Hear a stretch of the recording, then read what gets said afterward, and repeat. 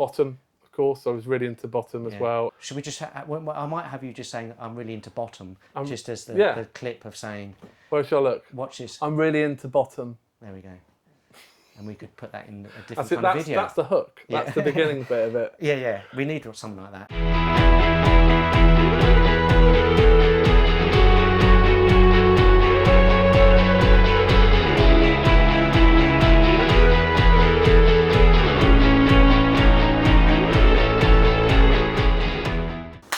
Take one. That's what you got to do. Look, I can see him in my little camera here, and you can see me in that big camera there. And I've got Martin Potts. Martin? I go by the stage name Potts, but the full name is Martin. But I go with stage names just Potts. Just Potts. Just Potts. Yeah, I do that. I've dropped the Martin a few years ago, but people still sometimes write on posters. Because we were talking about your glasses, but I haven't started yet. But I might put this on. Okay. We're in our living room. Not your living room. You don't live here, do you? No. Should I show them for the purposes of evidence? You just put your ass in front of my camera though. Oh no! Is it still tracking me?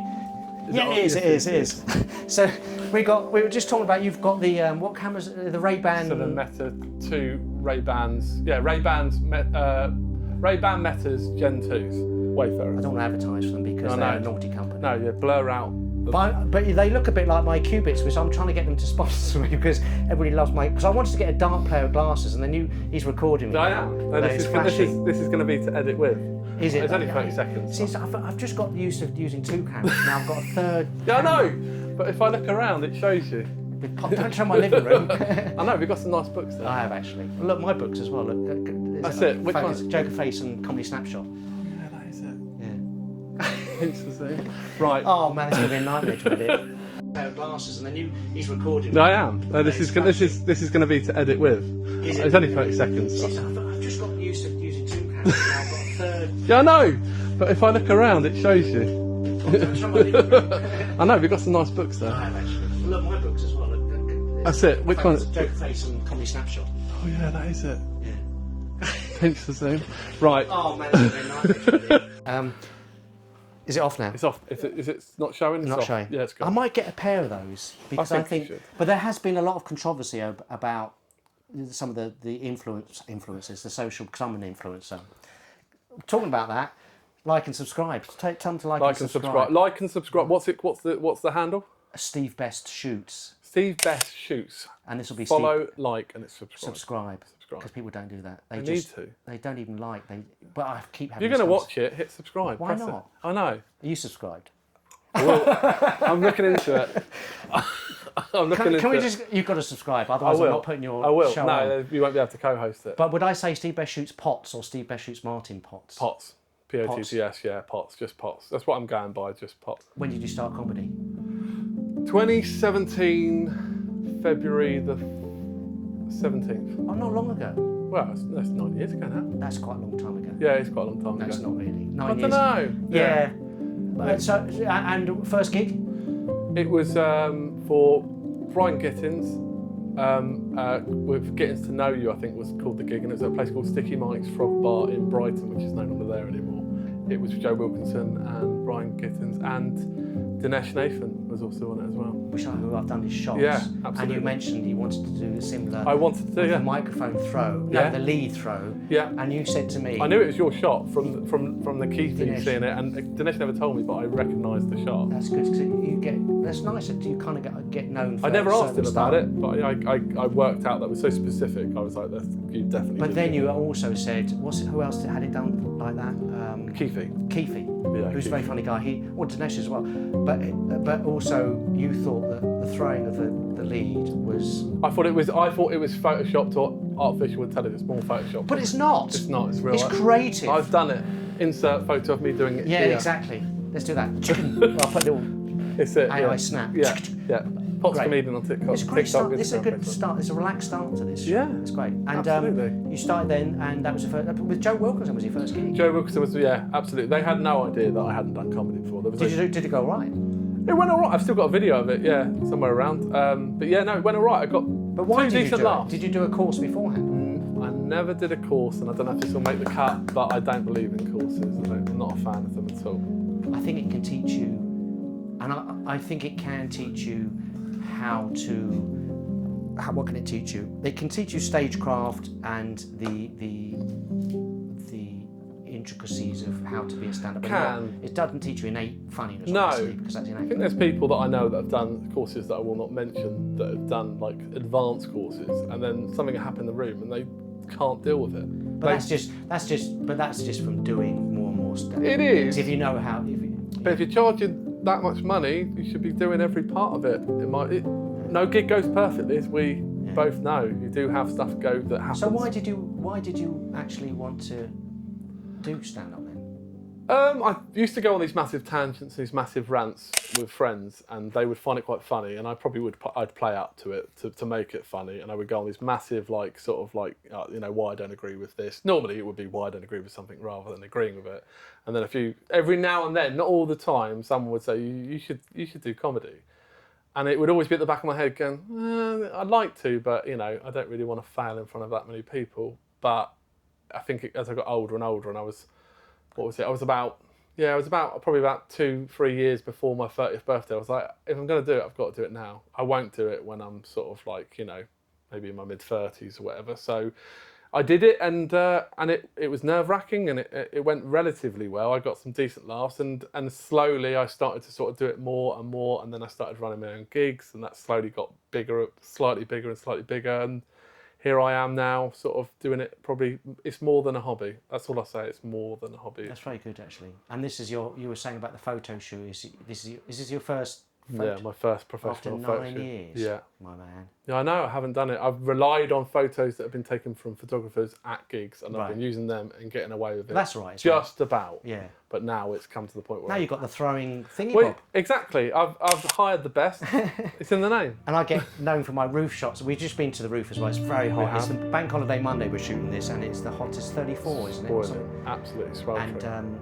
And people know me from my roof shots for the chimneys, which you didn't know. I didn't know. But I don't often go up there, but it's only for the special people. Yeah, With one named comedians, Potts. Yeah, absolutely. Madonna will be out there next. Yeah. Who? Madonna. That's good. There aren't many one-name comedians, I think. That's a good question. Not question, but good. Is there? There isn't many, is there? Jimbo, which you wouldn't know. Jeffro. Jeffro died. Jeffro, who passed away, about 5 years ago. He was from the other circuit, maybe. Yeah, and just think there isn't. Davro. It's a lot of stage names. There's a lot of, when I say character acts, I suppose, that go by one name normally, isn't it? Jeffro was it was a bit of a character. Yeah, I suppose. But yeah, no, I think there's not many. I think for me, I'm not bothered about the first part of my name. I just think it's easy to remember. It's one syllable, done. Were you brought up on comedy? Is that? Yeah, my parents are big into comedy. They used to watch Dave Allen when I was younger, when they were together. And used to watch Red Dwarf and Only Fools and Horses like most people. And, there's similar things a lot of other people say. Yeah, Bottom, of course. I was really into Bottom as well. Should we just I might have you just saying, I'm really into Bottom, just as the clip of saying, where shall I look? Watch this. I'm really into Bottom. There we go. And we could put that in a different kind of video. That's the hook. That's the beginning bit of it. Yeah. We need something like that. Best, worst gigs? Best gig, worst gig. Which one's first? Potts. I can remember one of the worst ones. It was for a promoter that I shall not name, but it was in a harvester. See, if I had patrons or I had... you go on to that to find it out. Yeah, you find out who it is. Maybe I'll start that, all this stuff, because a lot of people have said that. I won't mention who it is. It was a harvester, and it was a Toby Carvery work party. The promoter wasn't there, which wasn't any different from most of the gigs that he ran. And I've made a joke. I thought, I've got to make a joke up. So I went on stage and I said, look, they've run out, it's a harvest. I said, they've run out of salad, they've run out of cucumber, they've run out of beetroot, so you're just going to have to roll with it. And someone threw a bread roll at my head. That's quite a funny joke. Well, I was quite proud of thinking it up, yeah. Yeah, because you always, was that a corporate kind of thing? Kind of, but I think that's giving it too much credit. Yeah, because always with those kind of gigs, you do try and, play to their... Because I used to have a joke about that. Do you remember this TV series Bread? Yes. I had a small role in that. Did you actually? Oh. That was one of my... that was. I felt for that hook, line and sinker. Only because you said roll, but I used to have a joke, but no one knows what bread is anymore. But, no. As in the TV series. Yeah, no. It's a good joke. I know, it is a good joke. But yours was a nice joke. Thank you very much. Well, the guy didn't appreciate it. But then you got a roll I got a roll in front of my head, and then the promoter didn't even reach out and say, you okay, or anything. He just completely ignored it. And I was But I was like, if that was my gig, one, I would have been there. And two, I would have said, "Are you okay? I heard this happened." He didn't do that. But I would have, because there is a line drawn when something's thrown at the performer. Yes. You come off stage. Yeah, I think I probably should have done. Have you got a best and worst heckle? That doesn't have to. Yes, I have got, and in fact, it's actually on my TikTok. I picked on this woman that was talking in the front row, and I said to her, I said, "What are you doing?" I said, you know, I was talking to someone. So I said, "They're talking about this. What are you doing? What do you do?" She said, "I've got a PhD." I said, "In what?" She went, "Pizza Hut delivery," and the whole fucking audience just erupted. And it was a great comeback, and I just shrugged my shoulders and went, "Fair enough." Do you know what? It was so funny that I was like, "I'll take the credit for it," but really, she was obviously waiting to say it. But that's like writing the joke, PhD, Pizza Hut. I mean, you could. That's a joke, isn't it? So yeah. Do you think she just? I think it was almost like she was talking to prompt me to get. I reckon it was planned. I reckon it was very much well planned. Did it get a big round of applause? It got a big. There's a slight pause on it, isn't it? PhD. Yeah, it doesn't make a. If you think about it, it didn't make a lot of sense because obviously PhD is something to do with a degree and isn't a job, but. The punchline did make sense for a job because obviously. What do? You could say I've got a PhD. It's still. I can't believe we're analysing. I did respond back to her because she was wearing a white dress with blue pattern on it, and I said I've just been heckled by a Weatherspoon plate, which got a topper laugh on top of it, which I was proud of thinking about something in the moment. If someone does a good heckle, especially if I've never heard it before, I've got nothing but admiration. But that's the secret of being a good comedian or compere, whatever at the time, is to let them get the laugh. Because it's your laugh ultimately. You're on stage, but don't try and then push them down. No, it was great. It was really funny, and I just I think hats off. I think you've got to give credit where credit's due, and it was really funny. And I think if you're going to heckle, make sure you've got someone to heckle with. And she actually did. One out of God knows however many isn't too bad, I suppose. That's very good. I like that. We'll keep that. I often go darkroom. You don't have to go that way. Where, as in darkroom with photography is in the old analog days of making your films come up through the chemistry. What I can't speak sometimes. It's the heat. It's the heat. It is 34 degrees. Bank holiday Monday. It is hot. It was also mental health. Have you gone through anything, or are you kind of quite clean with it all? And what, with mental health? What, on stage or off it? Well, just your life. You know how because a lot of comedians I meet are on the verge of something. I would 100% say my mental health is very bad. Yeah, very bad. I've never been asked that in a comedy room, but yeah, no, it's not good, not at all. And I think and it's not even probably to do with the comedy. In fact, if anything, the comedy is probably the one thing that's probably. It is the positive to a lot of negatives and stuff, but can you go deeper? Yeah, I suppose it's just anything, isn't it? Really, I suppose you know I do have a day job, and I suppose you do question where you're going with comedy. I've seen a lot of pro comedians saying that they're questioning it, and they're obviously they seem like they're gigging all the time. So I suppose it's so many things that I probably couldn't actually even simplify it, But yeah, I think most comedians who say their mental health is not great, and I would include myself in that. And do you have not depression? It doesn't sound as strong as depression, but no, I do. I've been diagnosed with depression. Really? Yeah, a long time ago. Really? So, yeah. Like not bipolar, but more. I haven't been diagnosed with that, no. But no. Because I had Nick Helm on, and he talked really kind of, and also. Ian Lee, you know, he was, I know who Ian Lee is. Yeah, he used to be massively famous on the 11 o'clock show. Yeah, but especially Nick. I mean, he couldn't get out of the house for 9 months or something like that. Which is crazy because obviously a man of his stature with. But it's not about that, is it? No, it's not. And I think the comparison I would give for mental health is that circumstances wouldn't necessarily cheer you up. So you could be like, I don't know, not have a lot of money, and then if you became a multi-millionaire tomorrow through a lottery win, I genuinely think that would be a very short-term buzz. Of course, yeah, because it's not about that. Because it's not about that. Do you take your medication for it? No. Oh, really? No, I don't.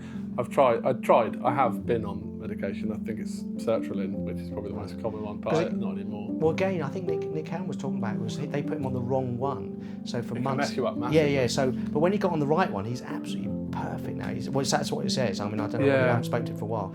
I came off, I think I did sertraline probably for a little under a year, and then I came off it because I found like it was messing me up in other ways. Some of the side effects were just not very nice, and so I came off it, which you're not meant to do. You're meant to come off it gradually, and everything would make me absolutely and utterly just break down into tears. It was like the small stuff that wasn't even emotional. Exactly what Nick said as well. I was driving along and I'd think of something and I'd be like, why the hell why is that upsetting me?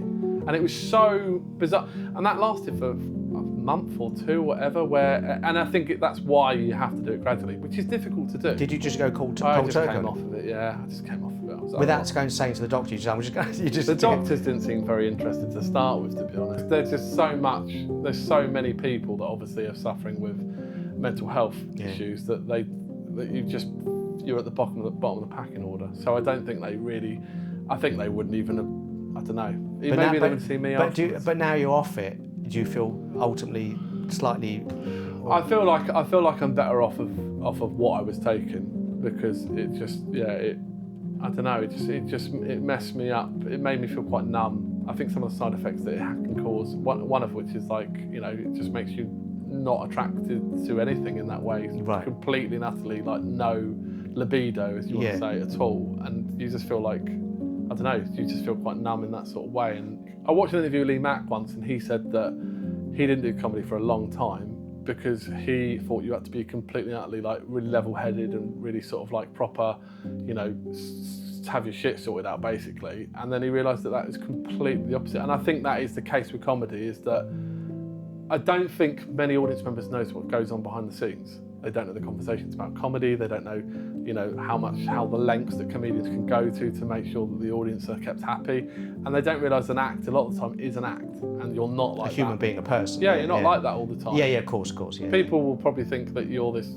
sort of like Mickey taking whatever, pun slinging, joke sort of observation. But most of the time, a lot of comedians, when they get off of the stage, they save it for the stage, and they're not like that at all.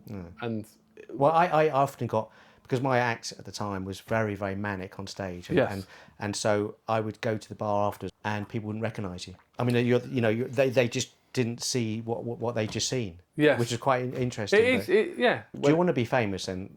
I wouldn't say. I'd like to. I wouldn't mind doing. I would like to do this as my job, my career, my main source of income. But I don't know if the fame is as important to me as it might have been when I was in sort of my 20s. It's not as important as it. I think when you want to be significant, I think when you're younger, and I think the older you get, you think, I'm not as bothered about that part. From the dark room to the light room. Well, the light room is actually Adobe, isn't it? Like Adobe Lightroom, where you do... That is an actual software suite. It is a software, yeah. So let's not advertise that. But we might keep it on. Who knows? If they pay sponsorship, then you should do it. So hard to get that. It is. I've got to get more people. Anyway, joke. Your joke, favourite joke, yours or someone else's? I've got a favourite. I would say there's a favourite joke of... As a couple, am I allowed to have more than one? Yeah. It's all about jokes. One that I heard online and it was one of those reaction ones, so I don't know who wrote it, but it wasn't me. And the joke is, how do non-binary people kill people? They/them. I heard that recently as well. Who was that? I don't know whose it is, but it's masterful. Isn't it? So I saw someone at the Reading Comedy Festival. I have to name him. I'll name him on the thing. He did something about someone was obsessed with chocolate in America, and their pronouns are Hershey. Yeah. See, I've heard, someone else told me that they gave that one to me as if they'd written it, but I think the parallel... I've heard that as well. Yeah, but I was like, it's obvious, I suppose, isn't it? Yeah. Go on, that's good. I like that. Good. Another one I like, which is Mark Simmons' one, which is... I'm going to mess up the setup, but the punchline is correct. So I caught my girlfriend recently using her vibrator with no batteries in. And I thought, that is not on. Yeah. I thought that's quite a clever joke. I did Mark's recently photo shoot, and I not forgot, but we didn't have time to do the interview. But he does a podcast as well. But Mark is prolific, though, isn't he? Yeah, he's got some great one-liners. Yeah. That's good. Nice. I've got one I've just written that got quite a good. It is a one-liner, but I'm trying to get away from them. And it is. I'm trying to create a brothel called Field of Wet Dreams, because if you build it, they will come. That's good. See, look at the comedians going, that's good. Instead of laughing, that's good. That's it. I often do it, stand at the back of the room, and instead of laughing, you go, that's good, I like that. Yeah, that's good. But even the setup is funny. I think, you're Because it's right. the Field of Because Dreams. it's not the actual title of the film, isn't it? Yeah, absolutely. I'm quite happy with that because it got quite a good reaction when I've told it in sort of on stage. I've only done it a couple. Was that the line in the film as well? If the line in the film is if you build it, they will come. Yeah. It's a good. Yeah. Like Yes. that. Thank you. Yeah. No, I was quite happy with that one. About photography, favourite photograph doesn't have to be of you. It could be of a favourite. It could be of the family. It could be a famous one. It could be Favourite photograph? That's a tricky one. I've never even. I don't know actually. Maybe the ones that I showed you earlier on were quite cool. I think probably captured time. One in I said to you about the hot air balloon and stuff in 2009. I quite like some of those photos because they're sort of unique in the way that they're obviously in a hot air balloon, sort of showing what's going down. One of them's got a flame above and stuff. I think for artistic license, I think it was quite a unique. As you know, sort of good place to take a photograph. Yeah. And the camera was, probably the equivalent of what you've got now back then. Yes. So it's probably. Was that because you won a competition? In 2009 it was, yeah. And you went up on a balloon. Went up in a hot air balloon and they played an acoustic set Above and Beyond and Zoe Johnston. It was a raffle. It wasn't a competition. I don't think it was. When I got the email, I didn't remember even going in for it. Didn't remember going in for it at all. I thought this is a scam email, and then I rang up and no, you won. Gonna do some mirror shots now. Look. Mirror shots. No, mirror. I like my mirror shots. We did a few, didn't we? We did do some mirror I did one shots. where you did that and where you held it away. Yeah, and it got it caught, it captured it perfectly. Yeah, it was good. So if I give you the mirror now, but what when you look in the mirror, if you look in the mirror now, let's get deep. Let's get deep again. This is getting very deep. I didn't expect to get so deep. Yeah. What do you see when you look in the mirror? I don't know. I just I don't know this. I don't know if I can answer that. Seriously? Yeah, I don't know. You're not. Do you like? You keep looking away from the mirror. You don't like looking in the mirror. You've got great hair, mate. Oh, thank you. Look at that hair, everybody. do you talk about your hair on stage?